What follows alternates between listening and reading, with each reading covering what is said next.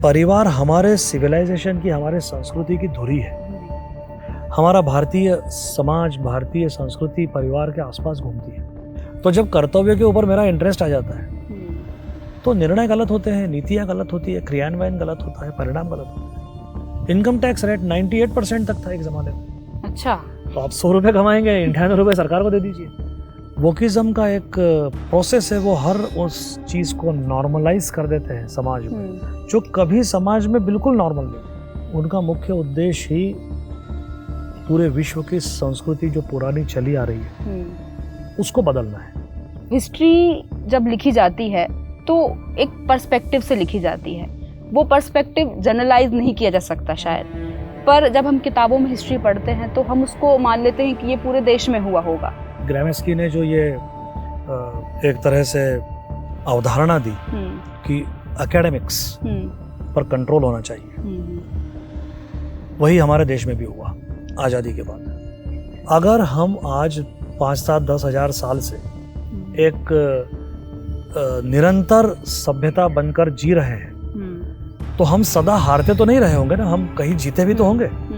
जो लोग हिस्ट्री को भूल जाते हैं वो उसे रिपीट करने के चांसेस बढ़ा देते हैं। अभी पंजाब के किसानों के आंदोलन कुछ हुए तो बीच में कुछ 10 साल पंजाब का एक प्रॉब्लम बहुत बड़ा इस देश के अंदर, सैकड़ों लोग, हजारों लोग मारे गए। क्या था पंजाब प्रॉब्लम? असम में क्या समस्याएं थी? ये भी युवा पीढ़ी को बताया नहीं जा रहा है। और हमारा समाज बहुत बदला है पिछले 50 सालों में, जितना शायद हो सकता है पिछले 200 साल में न बदला।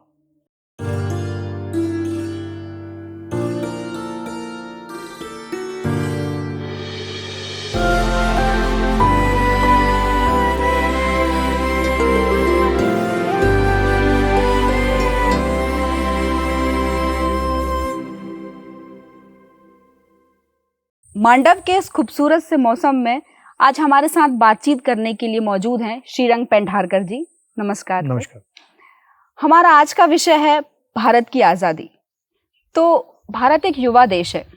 आज लगभग 65% जो लोग हैं वो 35 वर्ष की आयु के कम के लोग हैं। उन्होंने जितना भी भारत को समझा है, जाना है, वो लगभग पिछले 20 वर्षों का उनका जो अनुभव रहा है उसके हिसाब से समझा है। लेकिन अगर हम बात करें कि उसके पहले के 50 और 55 वर्ष किस तरह के थे या किन परिस्थितियों से भारत गुजरा है, तो उस फेज को हम कम शब्दों में कैसे समझ सकते हैं? काफी लंबा इतिहास प्रश्न, अच्छा है। भारत के इतिहास को स्वतंत्रता के बाद के हम मुख्यतः 3 भागों में बांट सकते हैं। 25-25 वर्ष के अगर आप मोटा मोटा 3 सेगमेंट अगर लेते हैं, आज़ादी के बाद के पहले 25 वर्ष, बीच के 25 वर्ष और ये अभी लगभग जो चल रहे हैं वो 25 वर्ष। तो पहले 25 वर्ष कहीं ना कहीं आज़ादी के बाद एक सोशलिस्ट अर्थव्यवस्था का हमने सहारा लिया, हमारे नेतृत्व ने, और उसके सहारे कुछ इंफ्रास्ट्रक्चरल शुरुआती प्रोजेक्ट्स बड़े बड़े लाए गए और देश में एक तरह की औद्योगिक क्रांति इंट्रोड्यूस हुई। कई जगहों पर बेसिक काम बहुत अच्छे हुए, बहुत बड़े प्रकल्प आए, जैसे भिलाई आया, बोकारो आया, या भाखरा नंगल डैम आया, या इस तरह के कई बड़े प्रोजेक्ट्स आए जिससे कि देश में एक रोजगार भी जनरेट हुए और विकास भी नजर आने लगा। पर इसी के साथ में एक और जो समस्या एक तरह से साथ में पैरेलल डेवलप होती गई, वो ये थी कि निजी उद्योगों को बिल्कुल बढ़ावा नहीं दिया गया। निजी एंटरप्राइज को बड़ा कमतर आंका जाता था। प्रॉफिट कमाना ये एक तरह से क्राइम, ये सोशलिस्ट इकोनॉमी का साइड इफेक्ट था। ये इसका और ओरिजिन कम्युनिस्ट फिलॉसफी में जाता है। तो कम्युनिस्टों ने जो वर्ग संघर्ष की जो थ्योरी पर काम करना चालू किया, तो वो वर्ग संघर्ष बहुत सिंपल था। जिनके पास पैसा है वो एक वर्ग है और जिनके पास पैसा नहीं है वो दूसरा वर्ग है।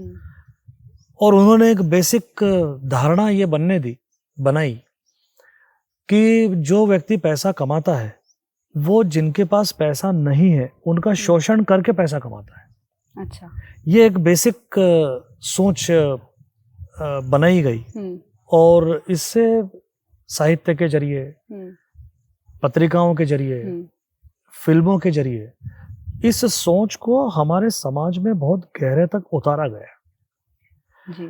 जिसमें कि हर व्यक्ति की धारणा ये बना दी गई कि पैसे वाला व्यक्ति, ये जिसका कारखाना हो, जिसका बड़ा व्यापार हो, वो निष्ठुर होता है, वो शोषण करता है, वो इस तरह से ही पैसे वाला बनता है। एक बहुत छोटा सा सोशल फिनोमिनन पे अगर आप गौर करें, सड़क पे एक्सीडेंट होता है, हाँ। एक बड़ा वाहन एक छोटा वाहन है, पिटता कौन है? बड़े वाहन वाला। क्यों पिटता है? क्योंकि वो पैसे वाला है।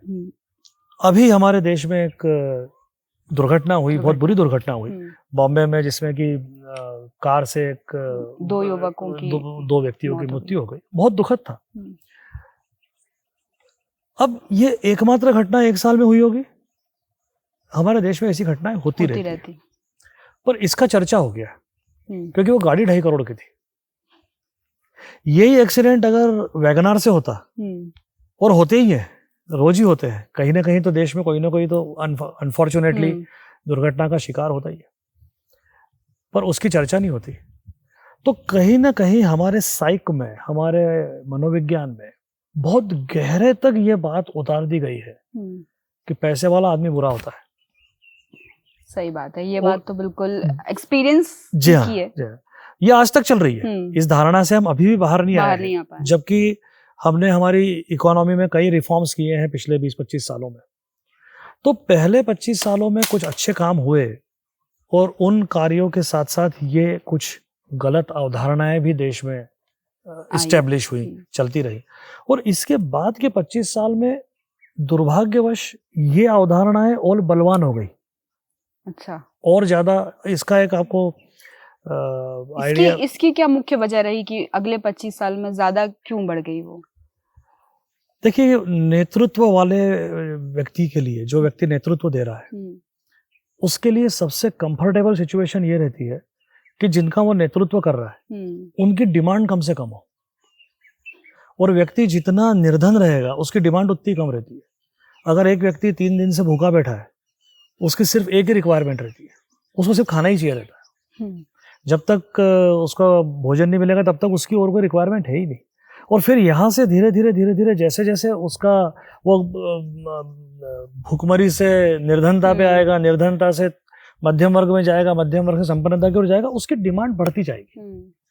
तो ये एक फिनोमिनन है, और जैसे जैसे डिमांड बढ़ने लगती है, नेतृत्व करना मुश्किल होता जाता है।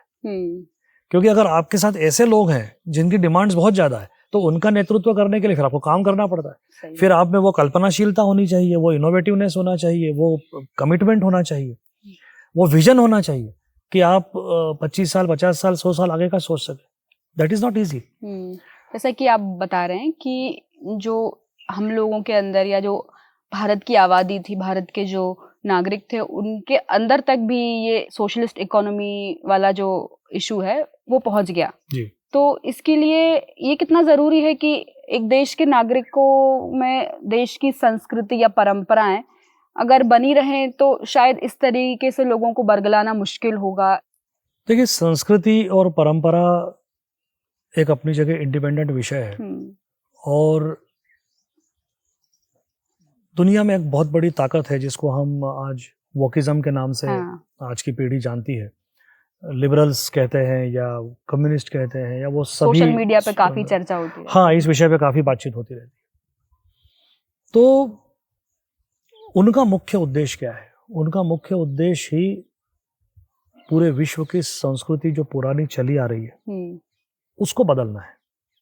उनका ऐसा कहना है कि इस संस्कृति से पूरे समाज को मुक्त करना है और एक नई समानता की संस्कृति विकसित करनी है। वो आज तक कहीं विकसित नहीं हुई। अच्छा। लेकिन पुरानी को हटाने में वो शिद्दत से लगे हुए हैं। तो इसलिए पुरानी संस्कृति को हटाकर ही ये विचार नए रोपे जाते हैं। ये दोनों चीजें साथ साथ चलती है कि, और वो ये समानता के जो नारे को लेकर समाज के अंदर नई क्रांति लाना चाहते हैं। इसे कहा जाता है अंग्रेजी में यूटोपियन। ये एक स्वप्न है। अच्छा, ये शब्द बड़ा ही इंटरेस्टिंग है। हाँ, ये यूटोपिया मीन्स ऐसा स्वप्न दृष्टि जैसा होता है कि स्वप्न जैसी स्थिति कि जो कभी हो नहीं सकता। ये बिल्कुल ही नेचर के खिलाफ है कि सब व्यक्ति एक जैसा सोचे, सब व्यक्ति एक जैसे रहे, सब व्यक्ति एक जैसे व्यवहार करें, सब व्यक्ति समाज के अंदर अलग अलग स्वतंत्रता धारणाएं रहेंगी और उनको साथ लेके कुछ कॉमनलिटी, ये हमारी संस्कृति रही है। इसलिए आज हमारे देश में इतनी विविधता है। हमारा उत्तर से दक्षिण, पूर्व से पश्चिम, हम बिल्कुल अलग है, डाइवर्स, हमारे बिल्कुल डाइवर्स है, हमारा खान पान अलग है, हमारा पहनावा अलग है, पर कुछ मौलिक बातें हमारी बिल्कुल सेम है। हम प्रकृति के पुजारी रहे, वो हमारा यूनिवर्सल है। तो आज भी हम जिन तत्वों की पूजा करते हैं वो हमारे तत्व सेम है। जिन प्रकृति के एलिमेंट्स का हम रिस्पेक्ट करते हैं, रूट्स हमारे सेम। तो ये जो कॉमनैलिटी है, ये इंटैक्ट रखकर स्वतंत्रता प्रदान करना, ये हमारे देश का कल्चर है कि हम स्वतंत्रता भी देते हैं लेकिन उसके बावजूद भी हम में कुछ कॉमन भी रहता है। और जो वामपंथ है वो इसी पे प्रहार कर रहा है। अच्छा। वो इसी के माध्यम से हमारी नई पीढ़ी को हमारी जड़ों से दूर ले जा रहा है। इस आइडिया ऑफ कम्युनिज्म, जिसको हम वोकिज्म के नाम से आजकल बहुत ज्यादा चर्चा सोशल मीडिया पे करते हैं, अगर इसको थोड़ा सा और डिटेल में समझें कि किस तरीके से एक नई कंट्री में जब ये आइडियोलॉजी आती है या प्रवेश करती है तो इसकी शुरुआत किस तरीके से होती है? देखिए, आज से करीब मतलब 1940s में इटली में एक व्यक्ति हो गए जिनका नाम था ग्रामेस्की। तो वो वहाँ की फासिस्ट मुसोलिनी सरकार ने उनको जेल में बंद कर रखा था और उन्होंने जेल में कुछ डायरिया लिखी। वो डायरिया उनके मृत्यु के उपरांत प्रकाशित हुई और वो आज इस तमाम विचारधारा का एक तरह से उनकी गीता है, उनकी बाइबल है। वोकिज्म की जो सारी अवधारणाएं हैं वो ग्रामेस्की की दी हुई है। उनका ये दावा था या उनका ये सिद्धांत था कि समाज की विचारधारा को बदलने के लिए साहित्य, फिल्म, विज्ञापन, पत्रिकाएं, समाचार पत्र, शिक्षा, शैक्षणिक संस्थाएं, इनके माध्यम से समाज के विचारों को बदलना है। ठीक है। और वो काम वो इतने इनडायरेक्टली, इतने सटल वे में करते हैं कि समाज को पता भी नहीं पड़ता है, पर समाज रूपांतरित होता जाता है। जैसा वो चाहते हैं वैसा समाज, क्योंकि उसको हर जगह से वो पढ़ने को मिलता है। उसको वो पेपर में पढ़ने को मिलता है, उसको मैगजीन में पढ़ने को मिलता है, उसको टीवी पे देखने को मिलता है, उसको फिल्म में देखने को मिलता है। और इस तरह से वो चीजें धीरे धीरे कॉमन हो जाती है समाज में। वोकिज्म का एक प्रोसेस है, वो हर उस चीज को नॉर्मलाइज कर देते हैं समाज में, जो कभी समाज में बिल्कुल नॉर्मल नहीं थी, एग्जिस्ट भी नहीं करती थी। पहले वो उसको लेके आते हैं। जैसे मैं आपको बताऊं, live in arrangement, something which did not exist in India, था ही नहीं। हम लोगों की जैसी जनरेशन, आप लोगों ने भी नहीं सुना होगा अपने बचपन में, और हमने तो वो पूरा जीवन देखा है जिसमें ये सोचा भी नहीं जा सकता था, असंभव था। आज आ गया, आज तो इतना मध्यम वर्ग तक आ गया, ट्रेंड में है। मध्यम वर्ग के छोटे छोटे गांव के अखबारों में देखता हूँ तो छोटे छोटे शहरों के अंदर, अब इंदौर जैसे शहरों में, या इंदौर में भी जो बाहर से लोग आए हैं, जो और छोटी जगहों से आए हैं, वो यहाँ पर ये लाइफस्टाइल अडॉप्ट कर रहे हैं। वो सिस्टम ने, इकोसिस्टम ने लिव इन अरेंजमेंट को नॉर्मलाइज कर दिया। तो ये जो उनका प्रोसेस है, अब वो LGBTQ पे लगे। अब उसे नॉर्मलाइज किया जा रहा है, आपको सिखाया जा रहा है कि इसके बारे में कोई ऑब्जेक्शन नहीं लेना है। इसके बारे में अभी मेरे ख्याल से कुछ उनका प्राइड मंथ चल रहा है, प्राइड मंथ चल रहा है। अब मेरे जैसे आप सामान्य आदमी को लगता है कि इसमें प्राइड का मसला कहाँ आ गया। अच्छा, मेरा कोई किसी प्रकार का अगर विशेष सोच है तो उसके लिए मुझे प्राइड महसूस करने की कोई आवश्यकता है क्या? कई तरह के लोग हैं, कई तरह की सोच है, और ये जो इतने निजी विचार है, इसको चौराहे पे लाने की क्या जरूरत है? जो आपका निजी जीवन है वो आपके घर में रहे, पर नहीं, उसको समाज में लाना है, उसको चौराहे पे लाना है, उसको चर्चा का विषय बनाना है, उसके ग्रुप बनाने हैं, आजकल तो वेब सीरीज में भी हम काफी देख पा रहे हैं हर कि इस वेब सीरीज में एक पात्र रखना ऐसे बताया जाता है जैसे हर घर में एक है। वो इसलिए बताया जाता है कि आपका धीरे धीरे माइंड इतना एक तरह से ट्रेन हो जाता है वो देखने का, या वो उस पे ऑब्जेक्शन आना ही दिमाग में बंद हो जाता है। और ये एक चीज नहीं है, ऐसा 1000 चीज के, ऐसा 100 चीज के बारे में हमारे समाज के साथ हुआ है। और हमारा समाज बहुत बदला है पिछले 50 सालों में, जितना शायद हो सकता है पिछले 200 साल में न बदला हो। अच्छा, कुछ बदलाव अच्छे रहते हैं, कुछ बदलाव समाज में वांछित रहते हैं। मान लीजिए घूंघट प्रथा थी या कुछ इस तरह की चीजें थी, अच्छी थी। सती प्रथा वो एक और नैरेटिव सेटिंग का एक उदाहरण है मेरी निगाह में। प्रथा किसको कहेंगे? जो बहुत कॉमनली होता हो। पुरातन काल में जाएं तो दशरथ चले गए, उनकी तीनों पत्नियां वही थी। कुंती तब सती पति चले गए थे, कुंती सती नहीं हुई थी। तो ये सबसे पुरानी बात हो गई एक तरह से। वहां से लेके इतिहास में शिवाजी महाराज की माता जी थी, अहिल्याबाई हमारे इंदौर की, इतना बड़ा चरित्र उनका, इतना ही विराट व्यक्तित्व उनका। तो ऐसी कोई प्रथा नहीं थी कि वो बहुत हर घर में महिलाएं सती हो रही थी। और राजा राम मोहन राय को श्रेय दिया जाता है कि उन्होंने सती प्रथा का निर्मूलन किया, उन्होंने अबॉलिश किया। तो मुझे नहीं पता कि राजा राम मोहन राय हिंदुस्तान में कितना घूमे थे। बंगाल में थे, उन्होंने सिर्फ बंगाल में रह के उस जमाने के सूचना युग में, उस जमाने के ट्रांसपोर्टेशन के युग में पूरे भारत से सती प्रथा कैसे खत्म कर दी? अगर वो इतनी ज्यादा थी तो ठीक है, कम कितनी भी कम हो बुरी थी, इसमें कोई दो राय नहीं है।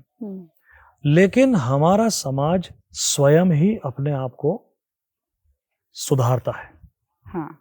ठीक है, हमारे यहाँ कहीं एक छोटे पीरियड में जाति प्रथा भी थी, हम ही ने ठीक की। दहेज प्रथा थी। पर क्या आपको लगता है कि जातिवाद अभी भी ठीक हो गया? कुछ अंश बहुत फर्क पड़ चुका है, बहुत बड़ी मात्रा में फर्क पड़ चुका है। ठीक है, अभी भी है, मैं ये नहीं कहता हूँ कि शून्य हो गया। पर आज आप बताइए मुझे, आप युवा हैं, तो आपके स्कूल में, कॉलेज में, आप कहीं काम करती है, वहां पर वर्क प्लेस पर आपसे पिछली बार कब पूछा गया आपकी जाति क्या है? हाँ, आजकल तो मतलब ज्यादा देखने को नहीं मिलता है, ना स्कूल्स में ना कॉलेजेस में। तो we have this system of improving upon ourselves.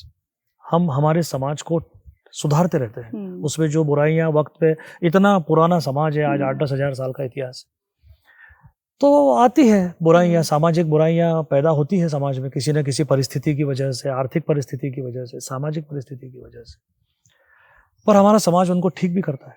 इसीलिए हम आज सबसे पुरानी सिविलाइजेशन है जो अभी तक जिंदा है। बाकी कई सिविलाइजेशंस, बेबीलोनियन या माया या इंकाज, वो एक समय पे बहुत उन्होंने प्रगति करी लेकिन खत्म हो गए। आज उनका कुछ भी कंटिन्यूएशन नहीं है। पर हमारी भारत की सिविलाइजेशन आज भी जारी है, इतने हजारों वर्षों से अनवरत जारी है, क्योंकि हम उतने फ्लेक्सिबल है, क्योंकि हमको अब स्वयं को, अपने आप को ठीक करते रहते हैं। ये जो आपने कहा कि हम इतने फ्लेक्सिबल हैं, ये जो फ्लेक्सिबिलिटी भारतीय लोगों के अंदर है, उसकी मेन वजह क्या है? नहीं, शुरू से हमारे यहाँ, हमारे ऋषि मुनियों के समय से ही, यानी पुरातन काल से ही समाज में स्वतंत्रता का महत्व बहुत ज्यादा रहा। तो वेदों में भी गार्गी और इस तरह के पात्र जो है, महिलाएं, तब भी वो विदुषियां थी और वो उनकी विद्वत्ता का सम्मान होता था। तो वो स्वतंत्रता, आप आज पुराने मंदिर जाके देखिए, 1000 साल 12 साल पुराने मंदिर, वहां पर जो मूर्तियां बनी हुई है, समझ में आता है कि समाज कितना फ्री और कितना मुक्त था किसी भी प्रकार की बंधनों से। और इसका मतलब ये भी नहीं था कि हम जंगली जैसे स्वतंत्र थे। समाज का एक ढांचा था, उस ढांचे के अंदर स्वतंत्रता थी। जैसा कि आपने अभी मेंशन किया कि राजा राम मोहन रॉय ने सती प्रथा के बारे में लिखा, तो जो हमने हिस्ट्री की किताबों में पढ़ा, आप बोल रहे हैं कि बंगाल का एक हिस्सा था, उसको देखकर समझकर उन्होंने उस प्रथा के बारे में लिखा। तो हिस्ट्री जब लिखी जाती है तो एक पर्सपेक्टिव से लिखी जाती है, वो पर्सपेक्टिव जनरलाइज नहीं किया जा सकता शायद, पर जब हम किताबों में हिस्ट्री पढ़ते हैं तो हम उसको मान लेते हैं कि ये पूरे देश में हुआ होगा। ग्रामस्की ने जो ये एक तरह से अवधारणा दी कि एकेडमिक्स पर कंट्रोल होना चाहिए, वही हमारे देश में भी हुआ आज़ादी के बाद। आज़ादी के बाद से हमारा जो शिक्षा विभाग रहा और जो हमारी शिक्षण संस्थाएं रही, उन पर किसी न किसी तरह वामपंथी विचारधारा का प्रभाव बढ़ता चला गया और उन्होंने हमारे पूरे शिक्षण तंत्र को अपने व्यवस्था, अपने विचारधारा के अनुरूप ढाल के रखा। उसका एक हिस्सा हिस्ट्री है। अच्छा। तो चूंकि वो ये चाहते हैं कि आप आपकी संस्कृति से मुक्त हो जाए, वो ये मान के ही चलते हैं कि आपकी संस्कृति इस लायक नहीं है कि उसको आगे कंटिन्यू किया जाए, तो मुक्त करने के लिए आवश्यक है कि आपको अपनी संस्कृति पर गर्व ना हो। आपको अगर अपनी संस्कृति पर, अपने इतिहास पर गर्व होगा तो फिर आप उसको कैसे भूलेंगे, आप उससे कैसे बाहर निकलेंगे। तो इसलिए जैसे आप जैसे जो युवा जिन्होंने अभी अभी इतिहास पढ़ा हुआ है टेक्स्ट बुक्स में, तो सामान्यतः इतिहास में क्या पढ़ाया जाता है? प्लासी की लड़ाई हम हारे, मुगल बक्सर की लड़ाई हम हारे, पानीपत के तीनों युद्ध हम हारे, मुगल बाहर से आए उन्होंने हम पे राज किया, पुर्तगाली बाहर से आए हम पे राज किया, अंग्रेज बाहर से आए राज। अगर हम आज 5-7-10 हजार साल से एक निरंतर सभ्यता बनकर जी रहे हैं तो हम सदा हारते तो नहीं रहे होंगे ना, हम कहीं जीते भी तो होंगे, तभी तो हमारी सभ्यता जारी है, अन्यथा तो हम अभी तक खत्म हो चुके होते। तो हम जीते भी थे, लेकिन हमारी विजय कभी भी हमको सिखाई नहीं गई टेक्स्ट बुक के अंदर, जैसे हमको हमारी पराजय सिखाई गई, क्योंकि पराजय आपको अपने इतिहास पर गर्व नहीं करने देती। हाँ, इससे रिलेटेड एक प्रचलित लाइन भी है कि जो लोग हिस्ट्री को भूल जाते हैं वो उसे रिपीट करने के चांसेस बढ़ा देते हैं। एग्जैक्टली। तो ऐसे कौन से चैप्टर्स हैं जो हिस्ट्री में आपको लगता है कि होने चाहिए थे, जो पुराने भारत को जानने के लिए मदद कर सकते थे? एक बिल्कुल बेसिक चीज बताता हूँ मैं युवा को, अगर आप ये नहीं बताएंगे कि आपका देश पराक्रमी था और वो विजयी हुआ, तो उसको अपने देश पर गर्व कैसे होगा? सही बात, ठीक है।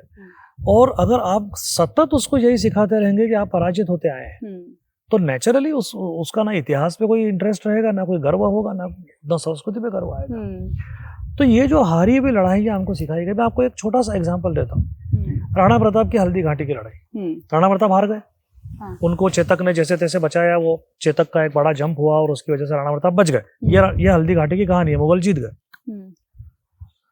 अगर एक लड़ाई हार कर राणा प्रताप का नाम आज तक क्यों है? इतिहास में सैकड़ों राजा आए गए और उनके नाम और कई लड़ाइयां हारी, तो हारी हुई लड़ाई के राजा का नाम इतिहास में नहीं होता है, तो फिर राणा प्रताप का नाम इतिहास में क्यों? एक लड़ाई हार के। हकीकत यह है कि राणा प्रताप हल्दी घाटी की युद्ध हारे, उसके बाद वो अरावली के जंगलों में चले गए, वहां उन्हें भामा शाह ने पैसा उपलब्ध कराया। अच्छा। राणा प्रताप ने वहां के भील लोगों से 50,000 की सेना बनाई नहीं, और उसके बाद दिवेर में एक जगह है, जैसे हल्दी घाटी एक जगह, वैसे दिवेर भी एक जगह राजस्थान में, तो दिवेर में उन्होंने फिर लड़ाई करी और मुगलों को हराया, मुगलों के सेनापति शाहबाज खान को मार डाला और मुगलों को हरा के मेवाड़ के बाहर खदेड़ दिया, और उसके बाद राणा प्रताप जिंदा रहने तक मुगल कभी मेवाड़ नहीं जीत पाए। इसलिए राणा प्रताप का नाम अमर है। पर अब सवाल यह है कि राणा प्रताप का नाम तो आ गया क्योंकि वो 50-60 साल पहले तक ये कहानियां भी मालूम थी, पर पिछले अभी नई पीढ़ी को ये कहानियां पता नहीं, क्योंकि टेक्स्ट बुक में हल्दी घाटी है, प्रताप या शिवाजी महाराज ऐसे जो हमारे हीरोज हैं जिन्हें वाकई में आज के युवा को आइडियलाइज करना चाहिए, उनकी कहानियां या उनके पराक्रम की कहानियां हमारी किताबों में शायद मिसिंग थी। यही वजह है कि आज हम अपने हीरोज को सही से शायद चुन नहीं पा रहे हैं। नहीं, बिल्कुल है।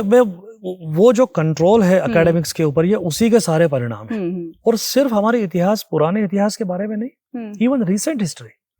आज हमारी जो वर्तमान पीढ़ी है उसको आपातकाल के बारे में क्या पता है? हाँ। अभी 25 जून को आपातकाल की वो डेट थी जिस दिन आपातकाल लगा था देश में, 1975 में। क्यों लगा था आपातकाल? आपातकाल लगने पर क्या हुआ था? अभी पंजाब के किसानों के आंदोलन कुछ हुए, तो बीच में कुछ 10 साल पंजाब का एक प्रॉब्लम बहुत बड़ा इस देश के अंदर, सैकड़ों लोग, हजारों लोग मारे गए। क्या था पंजाब प्रॉब्लम? असम में क्या समस्याएं थी, ये भी युवा पीढ़ी को बताया नहीं जा रहा है। जैसा कि अभी आपने बोला कि अगर इतिहास को याद नहीं रखेंगे तो वो गलतियां दोहराई जा सकती है, तो इसलिए इतिहास बताना चाहिए। अच्छा हो, बुरा हो, सही हो, गलत हो, हमारे पूर्वजों से सही काम भी हुए होंगे, गलतियां भी हुई होंगी, लेकिन अगर हम उन्हें सीखेंगे नहीं, उन्हें समझेंगे नहीं, उन्हें पढ़ेंगे नहीं, उन्हें पढ़ाएंगे नहीं, उस इतिहास को छुपाएंगे तो कैसे काम चलेगा। मैं आपको एक एग्जांपल और देता हूँ। इतिहास आपने डेफिनेटली मुगलों के बारे में इतिहास में पढ़ा होगा। हाँ। बाबर से लेके औरंगजेब तक सब के बारे में पढ़ा। लेकिन औरंगजेब का अंत कैसा हुआ, ये सामान्यतः टेक्स्ट बुक में नहीं लिखा नहीं पढ़ा जाता। हकीकत यह है कि 27 साल औरंगजेब महाराष्ट्र में थे। अच्छा। 27 ईयर्स। और मराठा जो शक्ति बन रहे थे उनको कुचलने के लिए औरंगजेब खुद 5 लाख की फौज लेके महाराष्ट्र पहुंचा। जब उस पूरे भाग को उस जमाने में दक्खन कहते थे, अंग्रेजी में डेक्कन प्लेटू, तो वो डेक्कन था, अंग्रेजी में उसको दक्खन कहते थे। तो वो दक्खन में 27 साल जीवन के आखिरी 27 ईयर्स हिंदुस्तान का सम्राट, सबसे बड़े साम्राज्य का सम्राट अपनी राजधानी में नहीं था, क्योंकि वो तो महाराष्ट्र में युद्ध लड़ रहा था। अच्छा। वो महलों में नहीं रह रहा था, वो तंबुओं में रह रहा था। और उसके बाद भी मराठे नहीं हारे, उसकी मृत्यु हो गई। लेकिन उसके बाद बाजीराव दिल्ली तक गए और औरंगजेब के इस जिद, मराठों को हराने की जो जिद थी, उसमें वो खुद खप गया और मुगल साम्राज्य करीब करीब दिवालिया जैसा हो गया। क्योंकि fighting a war is always expensive, बहुत पैसा खर्च होता है। 27 साल से वो अपनी राजधानी से दूर था। उस जमाने में कम्युनिकेशन सिस्टम्स और ये सारे कैसे थे अपन समझ सकते हैं। तो दूर से कंट्रोल करना इतना आसान नहीं था। तो डेफिनेटली उनके जो सिस्टम्स थे वो भी सब सड़गल गए। सही। और इस वजह से मुगल काल का अंत वहां से प्रारंभ हुआ। हिस्ट्री में अभी भी उस चीज को लेकर क्लैरिटी नहीं कि अंत कैसे हुआ।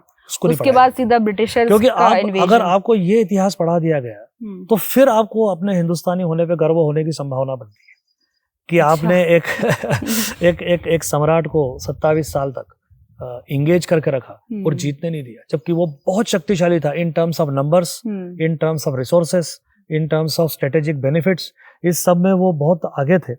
लेकिन इसके बावजूद भी मुगलों को हावी नहीं होने दिया। मराठों ने उनको तो, औरंगजेब को तो हराया ही। फिर वो दिल्ली तक गए बाजीराव के नेतृत्व में, और उसके बाद और आगे अफगानिस्तान तक मराठों ने आक्रमण किया और जीता। और उसी काल में अहिल्याबाई ने पूरे देश के मंदिरों का पुनर्निर्माण करवाया। आप आज जाइए, काशी में अहिल्याबाई का बनाया मंदिर। अच्छा, एक बात मैं आपसे शेयर करूं यहाँ पर। जब मैं इंदौर से नहीं हूँ बेसिकली, पर जब मैं इंदौर आई तो तब मुझे पता चला कि अहिल्याबाई कौन है। हाँ। जबकि I belong to Madhya Pradesh, उसके बावजूद भी हमें कभी किताबों में उनके बारे में बताया नहीं गया। जबकि अगर हम उनका इतिहास देखें तो एक बहुत समृद्धशाली इतिहास उनके नाम के साथ जुड़ता है। करेक्ट। तो ये जो सारा प्रयास है, ये जो मूवमेंट है वोकिज्म की, इसके अनेक एंगल्स है कह सकते हैं, या इसके ये अनेक कोणों से हमारे समाज को प्रभावित करता है। ये एक बात हो गई कि इतिहास पे हमको भ्रमित किया गया है। दूसरा प्रयास है हमारे परिवार को तोड़ने का। तो ये एक बहुत गंभीर प्रयास है जो पिछले करीब 50 साल से चल रहा है। और परिवार को क्यों तोड़ना है? क्योंकि परिवार हमारे सिविलाइजेशन की, हमारे संस्कृति की धुरी है। हमारा भारतीय समाज, भारतीय संस्कृति परिवार के आसपास घूमती है। हमारे यहाँ परिवार का, नाते रिश्तेदारों का बहुत महत्व है। चूंकि परिवार आपको संगठित रखता है, परिवार आपको एक बना के रखता है, इसलिए परिवार को तोड़ना है। और ये नोइंगली किया जा रहा है, जानबूझ के किया जा रहा है, नोइंगली, एज एन एजेंडा किया जा रहा है। क्योंकि आज के युवा को ये पता नहीं है कि उसके साथ ये छल बेसिकली किया जा रहा है। एग्जैक्टली। कि उसको इस तरीके से मोटिवेट किया जा रहा है कि आप अलग रहेंगे, आपकी प्राइवेसी होती है, आप अपने पेरेंट्स के साथ नहीं रहेंगे तो आपका ग्रोथ हैम्पर होगा। करेक्ट। वेस्टर्न वर्ल्ड के बारे में ये कहा जाता है कि 17-18 साल के बच्चे इंडिपेंडेंट हो जाते हैं, और उसको बड़ा बढ़ा चढ़ा के बताया जाता है। अच्छा है, बच्चा इंडिपेंडेंट होना चाहिए, उसमें कोई दो राय नहीं है, लेकिन उसके दुष्परिणाम बहुत घातक भी है। आज कई बार हम ऐसे बच्चे देखते हैं जो बच्चे बंदूक लेके कई लोगों को मार देते हैं। यूएस में यह घटना हर साल 1-2 किस्से हो ही जाते हैं, क्योंकि उन बच्चों पे किसी का कंट्रोल ही नहीं है। वो जिस उम्र में जो नाजुक उम्र होती है, टीनेज के आसपास के जो उम्र होती है, उसमें उनको गाइड करने वाला, उनकी मेंटरिंग करने वाला, उनको सही गलत बताने वाला, हमारे यहाँ क्या होता है, हमारे यहाँ पूरा परिवार रहता है, वो बच्चा को लगातार टोका जाता है। आज भी इस जमाने में 2024 में भी हमको भी बहुत टोका जाता है। तो आज इसलिए क्या होता है कि बच्चा कई चीजें चोरी छुपे करता है, जो उसको खुद को पता है कि मैं गलत कर रहा हूँ, परिवार को पसंद नहीं आएगा मेरा करना। ठीक है, उस उम्र के एक एक्साइटमेंट रहती है, उसमें वो चीजें करता है, पर छुपा के करता है। तो ये जो लिहाज है, ये जो परिवार का एक उसके ऊपर एक तरह का पैट्रोनेज है, इसको इन्हें तोड़ना है।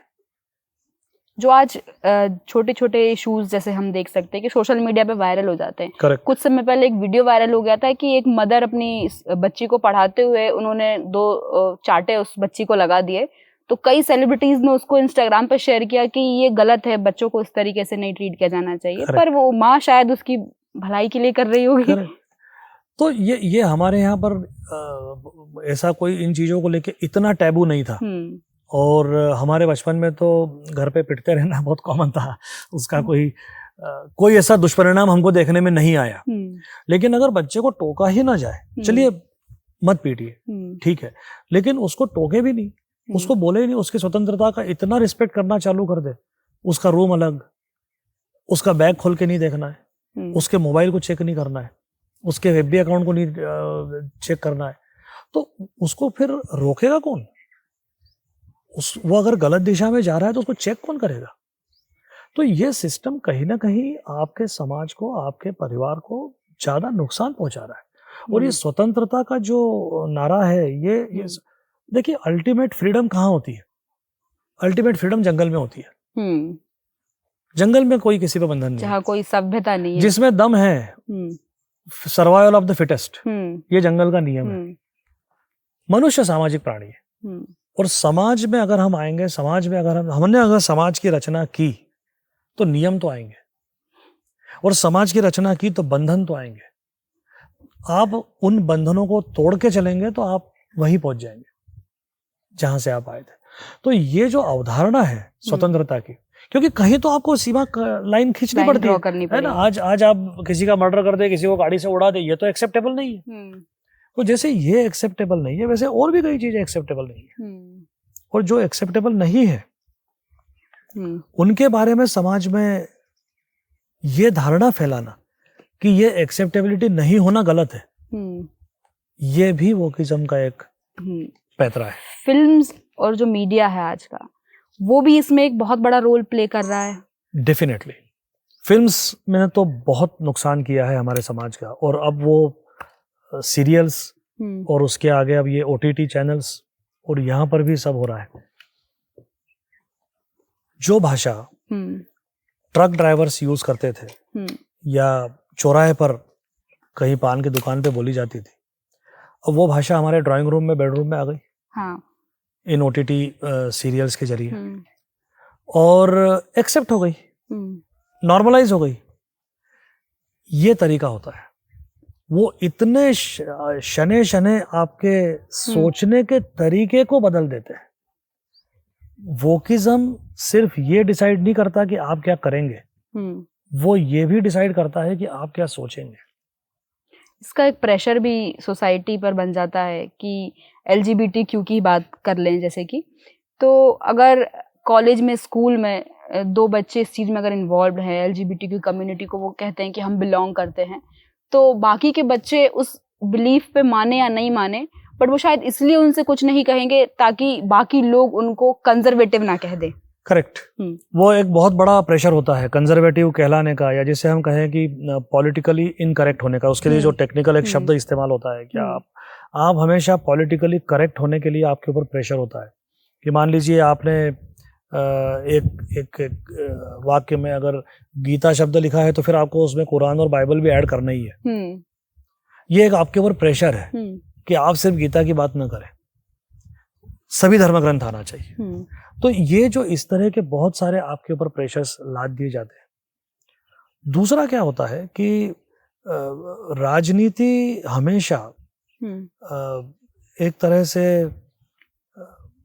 लीड करना उसका मूल काम है समाज को, लेकिन जब राजनीतिज्ञों का उद्देश्य सत्ता में बने रहना हो जाता है तो फिर मामला बड़ा गड़बड़ हो जाता है। फिर नीतियां जो है वो उनके स्वार्थ के हिसाब से बनने लगती है। फिर वो नीतियां देश हित को टॉप प्रायोरिटी पे रख के नहीं बनती है, क्योंकि कई बार ऐसा होता है कि देश हित के लिए मेरा नुकसान हो रहा है। मान लीजिए मुझे एक पोस्ट है, उस पर मेरे बच्चे को बैठाना है, पर ज्यादा कैपेबल आप है। अब उस पोस्ट के लिए और उस पोस्ट के माध्यम से समाज के लिए, देश के लिए आपका वहां बैठना ज्यादा सही है, पर मुझे तो मेरे बच्चे को बैठाना है। अब ये कॉन्फ्लिक्ट है, मेरा इंटरेस्ट और मेरा कर्तव्य। तो जब कर्तव्य के ऊपर मेरा इंटरेस्ट आ जाता है तो निर्णय गलत होते हैं, नीतियां गलत होती है, क्रियान्वयन गलत होता है, परिणाम गलत होते हैं।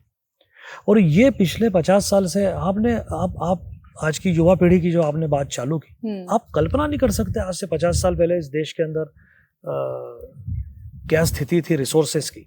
वो यही सवाल मेरा अगला था कि जैसे कि हमने जब भी देखा भारत को तो एक डिजिटल एज शुरू हो गई। हमने कंप्यूटर्स देखे, लैपटॉप्स देखे, डिजिटली हम बहुत ज़्यादा एक्टिव हो गए। आज हम यूपीआई से पेमेंट करते हैं। पर 50 साल पहले जो भारत था उसमें कई चैलेंजेस ऐसे होंगे जो शायद हम लोग आज नहीं समझ पा रहे हैं, जान पा रहे हैं, लेकिन हमारे लिए जानने जरूरी है। वो बिल्कुल जरूरी है। देखिए, कुछ चैलेंजेस तो ऐसे थे जो तकनीक विकसित ही नहीं हुई थी। आज नेट और ये सारा डेवलपमेंट ही पिछले 15, 20, 25 सालों का है, तो उस पे हम उस समय कोई शिकायत नहीं कर सकते। वो तकनीक उपलब्ध ही नहीं थी। पर जो चीजें उपलब्ध थी उनमें भी हमारे यहाँ स्थिति इतनी दयनीय थी।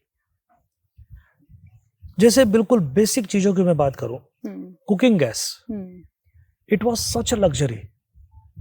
कुकिंग गैस घर में होना, या जी लग्जरी थी। कुकिंग गैस घर में होना ये बहुत बड़ी लग्जरी थी। और कुकिंग गैस लेने के लिए गवर्नमेंट वाज द ओनली, हाँ मतलब वो जो इंडियन ऑयल और जो कंपनीज थी इनसे आपको कुकिंग गैस मिलती थी। और कुकिंग गैस के लिए नंबर लगाना पड़ता था। कई सालों में जाके आपका नंबर आएगा कि आपको गैस अलॉट हुआ है, फिर आप गैस लीजिए।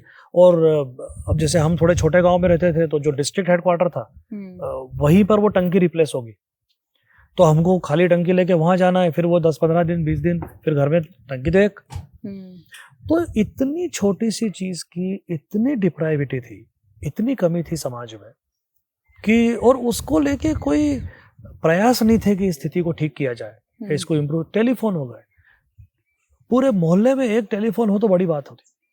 हमारे फाइनेंशियल जो कंडीशन थी उस समय वो भी इसकी मेन वजह थी, या फिर कुछ डिसीजंस ऐसे थे जो नीतियां गलत थी। नीतियां गलत थी। ये जो समाजवादी, आपको जान के आश्चर्य होगा, 1976 में हमारे संविधान में अमेंडमेंट किया गया। अच्छा। और संविधान का प्रियम्बल, जो पहला जो प्रियम्बल है जिसमें हमारा देश क्या है इसकी परिभाषा व्यक्त की गई है कि हम सॉवरेन कंट्री है, हम डेमोक्रेटिक कंट्री है, रिपब्लिक, ये हमारे जो उसके अंदर लिखा। उसमें 2 नए शब्द ऐड किए गए 1976 में, जब इमरजेंसी लगी हुई थी देश में। और जब विपक्ष नाम पे कुछ था ही नहीं, विपक्ष सारा जेल में था, उस समय 2 नए शब्द हमारे देश की परिभाषा में ऐड किए गए। और वो 2 शब्द थे सेक्युलर, धर्मनिरपेक्ष, और सोशलिस्ट, समाजवादी। तो उस समय पर ऐसी क्या जरूरत थी कि ये शब्द उस समय इंट्रोड्यूस किए गए कॉन्स्टिट्यूशन में? जरूरत तो कुछ भी नहीं थी। अच्छा। देश तो बढ़िया चल रहा, मतलब बढ़िया तो नहीं कहूंगा, लेकिन देश तो चल रहा था। हाँ। उसके बगैर ही चल रहा था। नीति निर्माता जो थे उन्होंने तो वो शब्द नहीं लिखे थे, ये पॉलिटिक्स था। अच्छा। और ये हमारे ऊपर का समाजवादी साम्यवादी दबाव जो होगा, उन नेताओं ने, उस समय का जो नेतृत्व था उसने ये परिवर्तन क्यों लाए, इसका तो कोई कारण मेरे नॉलेज में कोई है नहीं कि उसका कभी कोई रीजन दिया नहीं गया। पर वो 2 शब्द उन्होंने उसमें ऐड किए, और वहां से वो सोशलिस्ट इकोनॉमी, हम पे पहले से हम उस सोशलिस्ट इकोनॉमी को फॉलो कर ही रहे थे, वो और आगे बढ़ती चली गई। और ये स्थिति आ गई कि देश में प्रोडक्शन बहुत कम होता था, खुद का प्रोडक्शन था नहीं। व्यापार करना इतना मुश्किल था कि बैंक अकाउंट ओपन करना was such a big task। ऐसे कई किस्से तो हमने खुद अपने पेरेंट्स से सुन रखे हैं। आज किसी को स्टार्टअप करना हो तो कई ऐसी स्कीम्स हैं। 15 दिन में नई कंपनी खुल जाती है। हाँ। उस जमाने में 3-4 महीने तो एक सेल्स टैक्स नंबर लेने में लग जाता था और उसमें भी रिश्वतें देनी पड़ती लोगों को। तो बहुत एक भ्रष्ट सिस्टम काम कर रहा था, जिसमें कि सरकारी अधिकारी के पास पावर्स बहुत ज्यादा थे। मैं आपको जान के आश्चर्य होगा कि आपके घर के लिए अगर आपको सीमेंट चाहिए तो उसके लिए भी पहले सरकारी अधिकारी से परमिशन लेनी पड़ती थी। अच्छा, कि मुझे जी हाँ, कि मुझे 50 बोरी सीमेंट खरीदना है, और वो आपको परेशान करता था कि क्यों 50 चाहिए, जस्टिफाई कीजिए, इंजीनियर का सर्टिफिकेट चाहिए, आर्किटेक्ट का सर्टिफिकेट चाहिए, ड्राइंग बताइए, 10 डॉक्यूमेंट देंगे तब जाके वो शायद संतुष्ट हो, या फिर कोई और तरीके से उसको संतुष्ट कीजिए। पर जैसे भी करके वो अगर संतुष्ट होगा तो आपको 50 बोरी सीमेंट खरीदने का लाइसेंस मिलेगा, परमिट मिलेगा, तो आप 50 बोरी सीमेंट लीजिए। सीमेंट जैसी चीज आज आप जाते हैं और खरीद के ले आते हैं 500 बोरी, 1000 बोरी जो जरूरत। तो ये छोटी छोटी चीजों से भी समाज महरूम था, क्योंकि नीति गलत थी। व्यापार को एनकरेजमेंट नहीं था। इनकम टैक्स रेट 98% तक था एक जमाने में। अच्छा, तो आप 100 रुपए कमाएंगे, 98 रुपए सरकार को दे दीजिए। अब व्यापारी क्यों कमाएगा, पहली बात, और या फिर कमाएगा तो टैक्स चोरी करेगा, क्योंकि 98 रुपए सरकार को तो नहीं देगा ना। सही बात है। तो फिर वो 100 रुपए कमाएगा तो 10 रुपए बताएगा इनकम। तो ये इसकी वजह से फिर भ्रष्टाचार बढ़ता था। तो भ्रष्टाचार की शुरुआत हम कहें तो उस पीरियड से ज्यादा, हाँ, मतलब उसमें उसको बहुत ज्यादा उसको एक तरह से इंस्टीट्यूशनलाइज कर दिया हिंदुस्तान में। अच्छा, एक मार्केट में एक शब्द चलता है, भ्रष्टाचारी शिष्टाचार है। तो यहाँ तक उसको पहुंचा दिया कि भ्रष्टाचारी शिष्टाचार हो गया। एक बहुत बेसिक कंसेप्ट है इसके पीछे लीडरशिप का। क्या होता है कि रूलर, शासन करने वाला, उसको शासन करने के लिए नियम मानने वाले नागरिक नहीं चाहिए रहते, क्योंकि वो डरेंगे नहीं। अगर मैं शासक हूं और आप प्रजा हैं और आप सारे नियमों का पालन करती है, जो टैक्स बनता है वो टैक्स देती है, जो आपसे उम्मीदें हैं वो उम्मीदें पूरी करती है, जो काम बोले गए वो करती है, तो आप उससे डरेंगे क्यों? इसलिए रूरल को हमेशा वो वर्ग लगता है जो नियम तोड़ता है, क्योंकि फिर वो मेरे अंगूठे के नीचे आता है। Then I can dominate, because now I can nail you. अब मैं आपको पकड़ सकता हूं क्योंकि आपने नियम तोड़ा है। अब नियम तोड़ने वाले लोगों को रूल करने में रूलर को सेटिस्फेक्शन मिलता है, इज्जत मिलती है, नाम मिलता है, पैसा मिलता है, सब मिलता है, क्योंकि क्रिमिनल्स उसको वो सब देते हैं। एक बहुत सिंपल एग्जांपल देता हूं। एक तस्कर है, स्मगलर है, और आप एक प्रोफेसर है, और एक नेता है, एक पुलिस वाला है, एक कोई सरकारी अधिकारी है। अब आप तो सुबह उठते हैं, अपने कॉलेज जाते हैं, पढ़ाते हैं, घर आ जाते हैं, आपको इन सबसे क्या लेना है? उसको तो है ना। तो उसको अगर आजाद घूमना है आपके जैसा, तो उसको इन सबको खुश रखना पड़ेगा, अपने से दूर रखने की कीमत अदा करनी पड़ेगी। इसलिए इनको वो चाहिए। तो इसका एक सोशलिस्ट सिस्टम में इसका एक प्रिंसिपल निकला एक तरह से। वो ये है कि you want criminals to rule, ठीक है। और क्रिमिनल्स कैसे आएंगे? तो इतनी चीजों को इलीगल घोषित कर दो कि हर आदमी को नियम तोड़ना ही पड़े। ऐसा भी होता है? बिल्कुल होता है, आज भी है, अपने भी देश में। आप अगर आज अपने घर के अंदर अपने लिविंग रूम में बैठ के 10 लोग अगर ड्रिंक्स ले रहे हैं तो आप कानून तोड़ रहे हैं। उसके लिए आपको लाइसेंस लेना चाहिए। आज अगर आपके घर में एक X नंबर से ज्यादा लिकर की बॉटल्स है तो आप कानून का उल्लंघन कर रहे हैं। तो अब ये क्या, दो चीजें साथ साथ चलती है। एक सत्य यह है कि इस शहर में रात के 10 बजे बाद न जाने कितने लोग ड्रिंक्स लेके गाड़ी चलाते हैं, वो भी एक सत्य है। और वो सब कानून तोड़ रहे हैं, ये दूसरा सत्य है। और वो तोड़ के सुखरूप अपने घर जा रहे हैं, सो रहे हैं, ये तीसरा सत्य है। लेकिन जब आपको दबाना है तो फिर ये इस तरह के कोई ना कोई चीजें निकाल ली जाती है जो नियम आपसे कहीं ना कहीं उल्लंघन हुआ है, डोमिनेट करने जब के लिए ये रास्ते आपको जब डोमिनेट कर। और उसका दूसरा इफेक्ट ये आता है कि हम भी समझते हैं कि हम कुछ ना कुछ नियम तोड़ते हैं, इसलिए हम डरे हुए रहते हैं। हाँ, इसलिए और तब रूलर की इज्जत होती। तो इसलिए ये सारी नीतियां इस तरीके से ये बनाई गई थी उस समय। सरकार का इंटरवेंशन आपकी लाइफ के अंदर इतना ज्यादा था, इंटरफेरेंस रादर, कि आपकी हर चीज के ऊपर आपको गवर्नमेंट से परमिशन लेना है। इतनी परमिशन, इतने अप्रूवल्स, इतने सैंक्शंस, इतने नियम बना के रखे थे कि नियम तोड़ना पड़ते थे। आपको 50 बोरी सीमेंट का लाइसेंस मिला था, आपने 55 यूज कर लिया, अब आप डरे हुए। बहुत सारे विषयों पर हमने चर्चा की, पर जो सबसे अहम मेरा सवाल मैंने आखिर के लिए बचा के रखा है कि जब हम अपना परिचय दुनिया को देंगे या दुनिया जब हमसे पूछेगी कि भारतीय कौन है, तो भारतीय होने के मायने क्या हैं आपके लिए?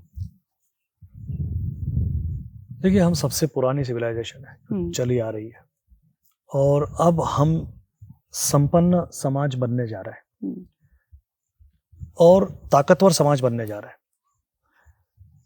दुनिया ने पिछले करीब 70-80 सालों में एक अमेरिका को ताकतवर होते देखा, संपन्न होते देखा, चाइना को भी ताकतवर होते देखा, संपन्न होते देखा, लेकिन कहीं ना कहीं इन दोनों देशों ने अपनी संपन्नता और ताकत का कई दूसरे देशों की राजनीति में इंटरफेरेंस करके उसका कहीं ना कहीं एक अंश तक दुरुपयोग किया।